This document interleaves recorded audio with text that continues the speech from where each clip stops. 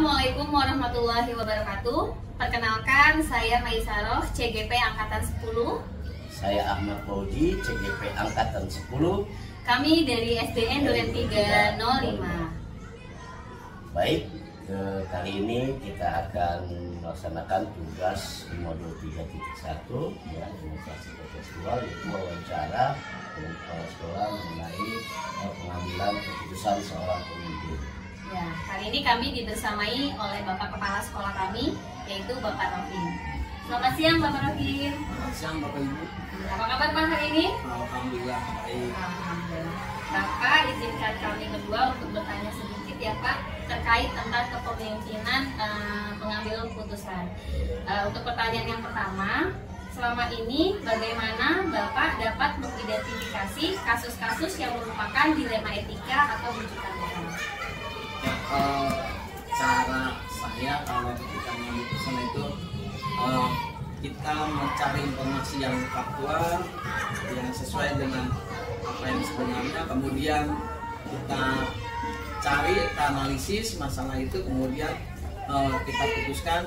Yang penting jangan mengganggu atau bertentangan dengan peraturan pemerintah ataupun peraturan sekolah, sehingga keputusan itu bisa membuat nyaman situasi sekolah. Baik Pak, selanjutnya selama ini bagaimana nih Bapak menjalankan pengambilan keputusan di sekolah, terutama untuk kasus-kasus yang dimana ada dua kepentingan yang sama-sama benar atau sama-sama memiliki nilai kebaikan. Ya. Kalau saya pribadi cara itu yang penting ini, mana nih yang kita dahulukan, kita cari di antara dua ini mana yang penting. Kemudian lagi-lagi saya berkolaborasi dengan teman-teman, minta pendapat, masukan, bahkan kalau perlu kita perlu masukan dari komite, pengawas ataupun tersangka, sehingga keputusan itu pun maksimal, tidak merugikan yang lain. Baik sekali ya Bapak, tadi dalam membuat keputusan itu Bapak berkolaborasi, mempertimbangkan masukan dari teman. Selanjutnya, langkah-langkah atau prosedur seperti apa yang biasa Bapak lakukan selama ini? Ya, saya mendengarkan dari kedua belah pihak, ya, kemudian kita cari atau kita analisis pemecahan masalahnya. Yang penting tidak merugikan atau tidak membuat orang lain itu merasa bersalah ataupun tidak memihak sayangnya, seperti itu. Bersifat di tengah-tengah ya Pak ya. Ya Pak, langkah-langkah apa saja sih Pak yang Bapak anggap efektif dalam pengambilan keputusan di dilema etika? Ya,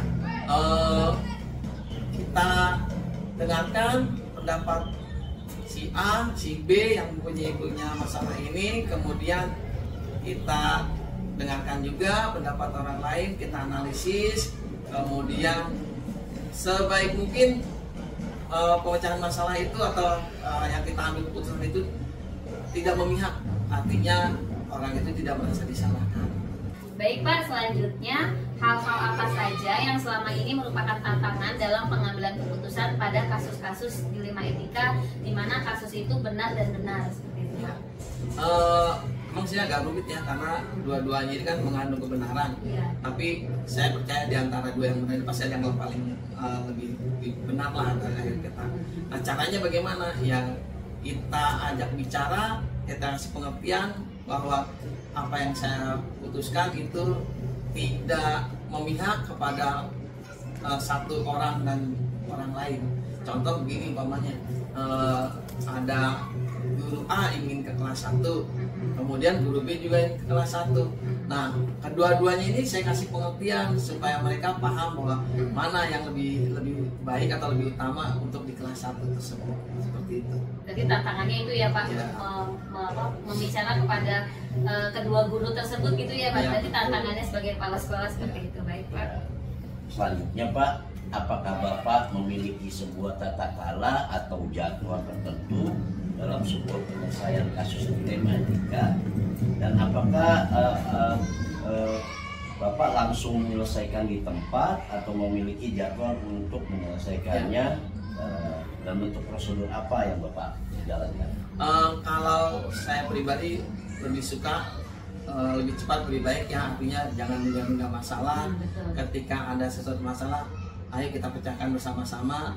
Kalau langkah saya itu tadi mendengarkan pendapat dari kedua belah pihak, jika ada permasalahan, kemudian saya dengarkan informasi, kemudian masukan dari teman-teman, baru kita analisis. Setelah itu kita sama-sama memecahkan masalah. Walaupun sebenarnya saya bisa atau punya hak buat menentukan pemutusan masalah itu.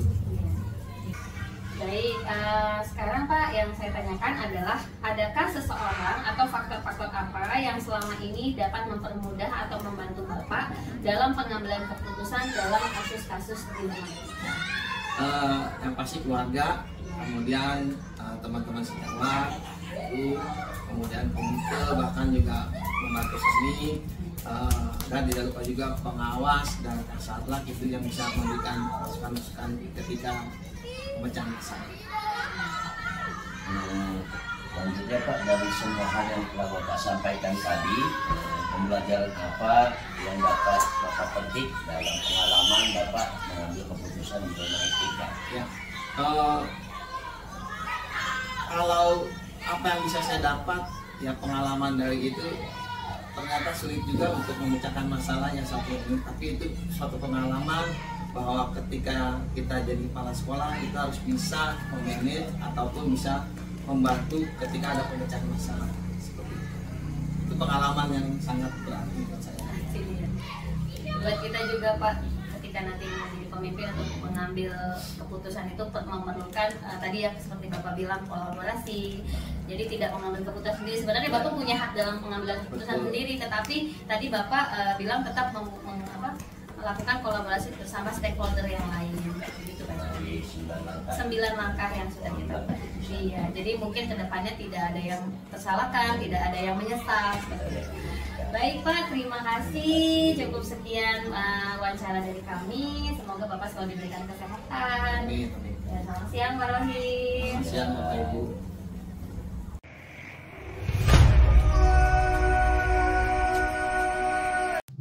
Assalamualaikum warahmatullahi wabarakatuh. Perkenalkan, saya Maisaro. Saya adalah CGP Angkatan 10 dan rekan saya Ahmad Fauzi, CGP Angkatan 10. Kami dari SDN Duren 305. Kali ini kita akan melaksanakan tugas demonstrasi kontekstual modul 3.1 tentang pengambilan keputusan Dari pimpinan. Dari seorang pimpinan ya, kepala sekolah ya. Ya, kali ini kita dibersamai oleh Bapak Usep Suprapto, yaitu Kepala Sekolah SDN Kalibata 07. Selamat siang Bapak. Selamat siang Bu Maisara. Maaf Pak Coki. Iya. Panggilannya Pak Coki ya. Apa kabar nih Pak Usep? Alhamdulillah. Ya, alhamdulillah. Sebelumnya kita terima kasih banget ya Pak Coki ya bisa Pak Usep bisa wawancara sama kita berdua. Ya. Pak Usep, saya mau bertanya tentang dilema etika, boleh ya Pak Usep ya? Boleh silakan. Mampu saya menjawab ya. Iya Pak Usep. Selama ini bagaimana Pak Usep dapat mengidentifikasikan kasus-kasus yang merupakan dilema etika atau bujukan moral Pak Usep? Jadi selama saya menjabat sebagai kepala sekolah itu banyak sekali kan kasus-kasus atau kejadian yang untuk akhirnya diambil suatu keputusan. Apakah itu tadi dilema atau etika begitu kan? Ya tergantung dari aturan-aturannya seperti itu kan, ada itu dari dinas ataupun dari secara moral. Nah, itu kan seperti itu. Kalau memang itu membuat dilema ya seperti ini. Kemudian dari itu memang aturan dari pemerintah seperti ini. Oh, jadi tetap mengacu pada Ya, ada aturan, ya, ada Pak. yang ada patokannya lah. Iya, karena memang kasusnya benar dan benar ya Pak. Iya. Baik Pak, selanjutnya selama ini nih bagaimana nih Bapak menjalankan pengambilan keputusan di sekolah yang Bapak pimpin, terutama untuk kasus-kasus yang ada dua kepentingan di situ, misalkan posisinya sama-sama mengandung nilai kebaikan dua-duanya Pak. Ya, pertama memang sebagai patokan itu tadi dari kedinasan. Kalau kedinasan memang itu sama-sama, baru nanti kira-kira yang lebih tinggi. Misalnya begini, contoh ada keputusan rapat, katakanlah yang bersamaan, tetapi yang mana yang lebih tinggi, misalnya dari Sidin atau dari dinas. Nah, yang lebih tinggi diambil yang dari. Nah, demikian juga dengan yang tadi keputusan lain, mana yang lebih penting atau lebih banyak untungnya, itu yang dikedepankan. Ya, Ya. Jadi walaupun benar dan benar, jadi Bapak mau tetap ada yang lebih baiknya gitu itu ya Pak ya. Ya. Nah, langkah-langkah atau prosedur seperti apa nih Pak yang biasa Bapak lakukan selama ini? Biasanya ya tadi pertimbangan, jadi tidak langsung saya mengambil keputusan tiba-tiba gitu. Biasanya ada prosedurnya yang bisa dikatakan tidak tertulis. Nah, ini berdasarkan pengalaman saja biasanya. Ya, biasanya tanya dulu, kemudian tanya ke yang wakil, di sini kan ada wakil, atau bisa juga tanya ke atasan saya, pengawas seperti itu. Jadi tidak serta-merta keputusan ini belum tentu, jadi harus pertimbangkan dulu. Tetap mencari informasi dari yang lain dulu ya Pak. Jadi walaupun sebenarnya Bapak kepala sekolah, tetapi memegang peranan penting sebenarnya ya, tapi tetap Bapak menanyakan informasi lagi bagaimana ya. Tidak serta-merta mengambil keputusan sendiri, iya benar. Ya, Pak, berikutnya Pak, langkah-langkah apa saja nih Pak yang selama ini Bapak anggap paling efektif dalam pengambilan keputusan pada kasus-kasus dilema etika Pak? Langkah-langkahnya yang saya mempunyai prinsip mengambil ikan tetapi airnya tidak keruh. Nah, salah satu itu. Artinya sekali Pak. Itu jadi nggak dikobok-kobok ya. Jadi bagaimana caranya? Jadi artinya bisa juga kalau di dalam bahasa Inggris ya win-win solution, nah itu tidak salah. Jadi seperti itu. Jadi tidak langsung ini yang lain dirugikan, kan tidak enak juga. Jadi pertimbangannya memang benar-benar harus matang seperti itu. Lalu dari kasus dilema etika ini Pak, hal-hal apa nih yang menurut Bapak sangat menantang gitu dalam ketika Bapak mengambil keputusan kasus ini gitu Pak? Hal yang menantang ya ingin membantu ya, kalau bisa menyelesaikan itu ingin segera menyelesaikan seperti itu. Jadi nggak ditunda-tunda saat itu? Ya kalau memang ini maksudnya menyelesaikan itu kan tergantung dari ini ya, waktu juga maksudnya. Iya. Menyelesaikan bisa saja cepat, bisa lambat, artinya ingin membantu katakanlah yang bermasalah cari solusinya. Iya. Kira-kira seperti itu. Kalau begitu ada nggak sih Pak jadwalnya dalam penyelesaian kasus, misalkan contoh untuk penyelesaian bisa diselesaikan di tempat atau ada prosedur apa sih Pak yang Bapak jalan? Selama ini saya tidak membuat jadwal. Tak kalah ya. Tidak, jadi artinya kalau ada kasus ya jadwalnya ada nanti tanggal ya tadi tingkatannya. Tapi jadwal tertentu seminggu sekali ada menyelesaikan kasus tidak. Jadi tidak tergantung ada kasus. Nah tapi dari setelah ada kasus itu baru template-nya atau waktunya diatur, bisa juga cepat, bisa lambat seperti itu. Jadi tergantung ada kasusnya gitu ya. Iya, jadi karena kan ada jadwalnya. Ya dengan alasan kasus kan belum tentu terjadi setiap hari. Setiap minggu ada misalnya kan. Kadang seminggu 2 kali 3 kali ada. Seperti itu. Nah dalam penyelesaian itu Pak, ada nggak sih Pak seseorang yang berpengaruh sama Bapak nih yang membantu, atau faktor-faktor apa yang selama ini mempermudah atau membantu Bapak dalam mengambil keputusan kasus-kasus dilema etika ini? Yang membantu sih kalau di kedinasan ya teman-teman, biasanya saya sering itu dengan wakil kepala sekolah. Terus yang kalau memang merasa berat ya ke atasan, ke pengawas biasanya. Kalau ke satlat bisa juga ke satlat, tapi selama ini bisa diatasi dan pengawas bisa. Seperti itu. Baik Pak, dari tadi yang Bapak sudah sampaikan dari awal, pembelajaran apa nih Pak yang Bapak bisa petik dari pengalaman Bapak selama mengambil keputusan bersoal dengan dilema etika tadi?